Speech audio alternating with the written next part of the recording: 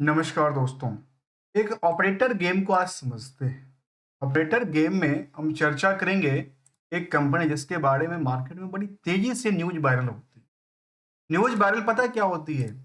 जो एक महीने में कोई स्टॉक आपको 100% की रिटर्न देती है, जबकि यहाँ पे आपस में देखा गया कि पिछले 2-3 ट्रेडिंग सेशन की बात किया जाए तो लंबी गिरावट भी दर्ज करती है। पिछले 5 दिन में 10% गिरावट दर्ज करती है। और ओवरऑल की तरफ चर्चा करें तो कह सकती हैं कि पिछले 1 महीने में कंपनी की ओवर परफॉर्मेंस में 100 नियरली 20% की उछाल आई। ऐसा कौन-सा तीर मार दिया कंपनी? कंपनी में ऐसा कौन-सा ऐसा इम्पैक्ट पड़ गया जो एक ही महीने में 130% की उछाल आती है, जो कि पहले पूरे 1 साल में कंपनी उसी रेंज के आसपास अटकी पड़ी हुई थी। इसमें ऑपरेटर का गेम क्या था और मार्केट में इस गेम के प्रति क्या किया जाता है, समझते हैं। हम स्टार्ट करते हैं इसकी 2 कंपनी के नाम से, ठीक है? जो इस कंपनी में बल्क डील करती हुई नजर आती। अब बल्क डील तब देखा जाता है जब 0.05% की 0.05% की आसपास की क्या होती है, टोटल वैल्यूएशंस होती है फ्रॉम द मार्केट कैप या पूरे के पूरे शेयर को लेकर, पूरे कंपनी की शेयर को लेकर, वैल्यूएशन को लेकर। अब सवाल आती है, मिस एक कंपनी है जिसका नाम ये सामने आया, दूसरी कंपनी का नाम सामने मैं देखूं तो ये आती है अर्ड नोल्स होल्डिंग्स लिमिटेड। यहाँ पे देखिए क्या हो गया। ये इन कंपनी ने अगस्त में पोजीशन बनाई थी इस कंपनी में 23 रुपए के भाव पे, और 1 साल के बाद, तो थोड़ा लगता है कि 1 साल 12 महीने के अलावा 13-14 महीने मान लेते हैं, 14 महीने में 23 रुपए के स्टॉक 122 रुपए पे क्लोज होती है। जितना लिया था उतना ही इन्होंने बेच दिया, 1 लाख 2 लाख के आसपास के स्टॉक। लेकिन दूसरा जो सेंटिमेंट को खराब करती है, सेंटिमेंट को दिखाता है, बनाता है, बिगाड़ता है, उसमें एक नाम निकल के आती है जिसका नाम था Vishwanath minerals and the metals LLP. इनका कामकाज क्या था? इन्होंने क्या किया, इस कंपनी में मार्च तक तो होल्डिंग लगातार बना के रखी थी 4% के आसपास, लेकिन जून और सितंबर के डेटा नहीं आए। ओवरऑल कंपनी में देखा गया कि ये क्या किया, सेंटिमेंट को खराब करते हुए, बिगाड़ते हुए और अच्छे करते हुए करीब करीब 11 लाख शेयर को खरीद लेती है और 10 लाख शेयर को करीब करीब बेच देती है। नियरली बात करूं तो 10 लाख खरीद के, सॉरी 10 लाख बेच के 11 लाख खरीद, मतलब ओवरऑल अभी भी 1 लाख रुपए, 1 लाख शेयर इनके पास होंगे। और वो आज के टाइम में कंपनी में लगातार क्या कर रहे हैं, बेच रहे हैं, क्योंकि तभी तो वॉल्यूम मार्केट में आई। पहले कभी वॉल्यूम नहीं आए तो आज मार्केट में वॉल्यूम आने के पीछे कारण क्या हुआ, यही देखने को मिला। जहां तक अदर इम्पैक्ट की बात किया जाए तो कंपनी नॉन कंप्लायंट डिटेल की फाइल करती है।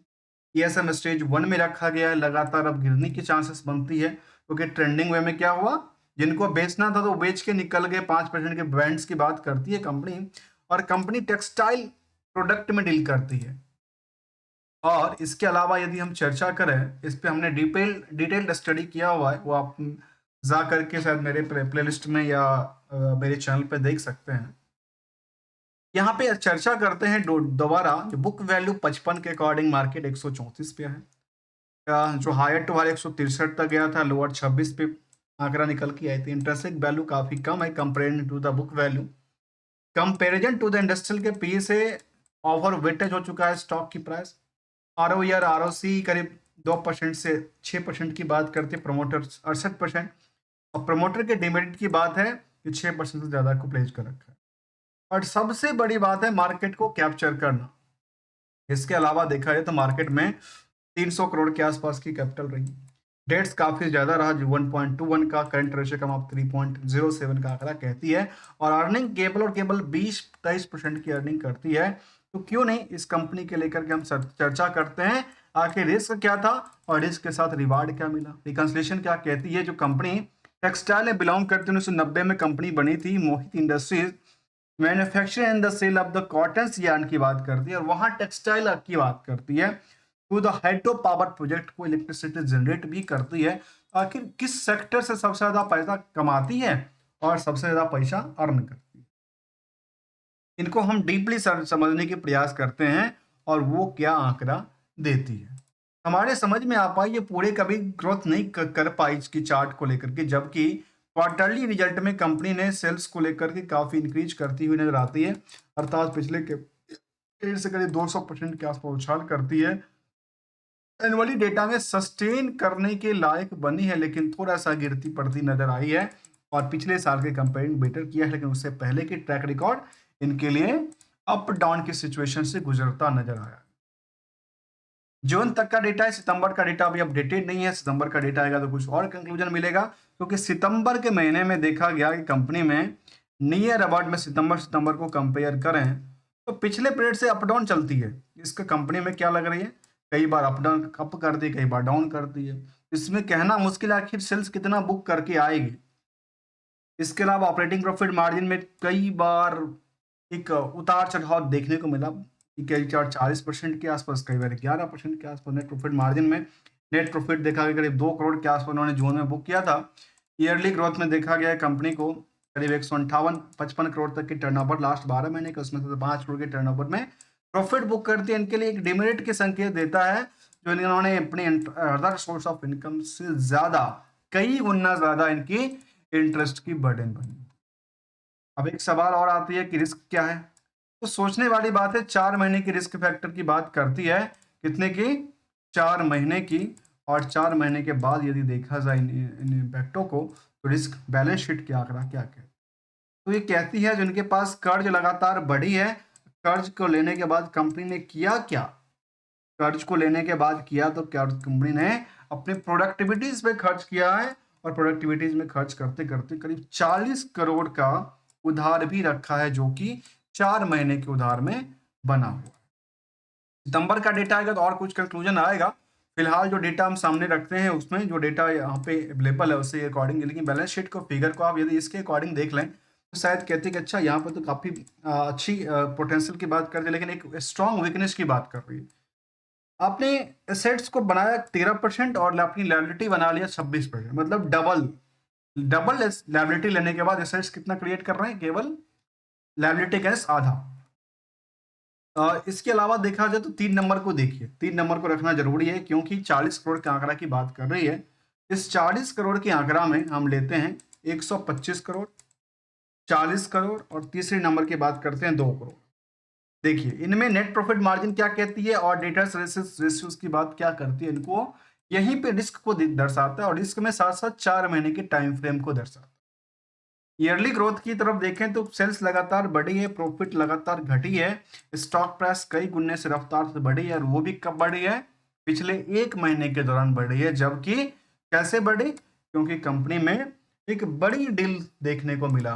अब बड़ी डील में अब जाकर देख सकते हैं, इनको हमेशा किसी न किसी कंपनी में यदि किस तरह की डील होती है तो आप बल्क डील को देखिए, और बल्क डील में कौन खरीद रहा है कौन बेच रहा है क्लियरिटी मिल जाती है। और टोटल के टोटल निवेशक यहाँ पे कितने थे सितंबर तक डेटा में, केबल और केबल 1600 थे। ऐसा आंकड़ा की बात करूं तो जब अगले सिचुएशन में इस सिचुएशन को एज ऑन टाइम फ्रेम के डेटा की बात करूंगा तो यहाँ पे हो सकता है कि 8-10 हजार लोग आ गए होंगे खरीदने को लेकर के, जिसकी वजह से मार्केट की सेंटिमेंट ऐसा कहता है। और फिर जब बेच के निकलेंगे तो फिर वही 2000 के आसपास, क्योंकि मार्केट ट्रेंडिंग क्या कहता है, लगातार बिकवाली का प्रेशर चल रहा है। इसको लेकर के तो कुछ बड़े ऑपरेटर को लेकर के, जिन ऑपरेटर ने बल्क डील किया और अपने शेयर को क्या दिखाया जो सेंटीमेंट खराब सेंटीमेंट दिख रहा है, जो इसमें ऐसा डेटा की बात कर रही है और ऐसा आंकड़ा के साथ उन्होंने सामने रख दिया। इसके अलावा की बात किया जाए कंपनी में तो सामने निकल के आती कि पीयर्स में ट्रिडेंट्स वर्धमान टेक्सटाइल जैसी कंपनी है और टेक्सटाइल इंडस्ट्री से बिलोंग करती है। भले ही इनके नाम में पावर जनरेशन भी रखा गया है, तो क्या पावर सेक्टर से भी कुछ पैसा वैसा कमाती है कि नहीं कमाती है जी, इसके लिए भी हमने चर्चा करने का प्रयास किया। और चर्चा के क्रम में हमें सामने निकल के डेटा आती है, जो कंपनी का जो कारोबार है उसमें टेक्सटाइल बिजनेस से सबसे अहम है। पावर हाइड्रो पावर की कंपनी बनाती है, छोटी सी प्लांट होगी कंपनी का, तो कंपनी अपनी प्लांट से कितनी पावर जनरेट करती है यदि देखा जाए तो इसमें पावर प्रोजेक्ट के अंदर दिखाई गई तो कंपनी करीब करीब 3.5 मेगावाट्स पावर जनरेट करती है। कहाँ पे, अंबाइज हाइड्रो पावर प्रोजेक्ट से। इसके अलावा एक पावर प्रोजेक्ट और इनके पास है जिसमें 36 मॉन्ट्स की बात करती है, 10 मेगावाट की पावर प्रोजेक्ट की बात करती है। तो ओवरऑल कितना हुआ, 13 मेगावाट पावर जनरेट करती है। और इससे मार्केट में कितनी कमाती है, कमाती है करीब 8 लाख रुपए कमाती है। 8 बिलियन की बात कर रही है। बस यही बात सामने निकल के आती है। 9 बिलियन मान लेते हैं, 307 बिलियन का टोटल टेक्सटाइल बिजनेस है कंपनी का। टेक्सटाइल इंडस्ट्री से ही ज्यादातर इनमें आंकड़ा कहती है।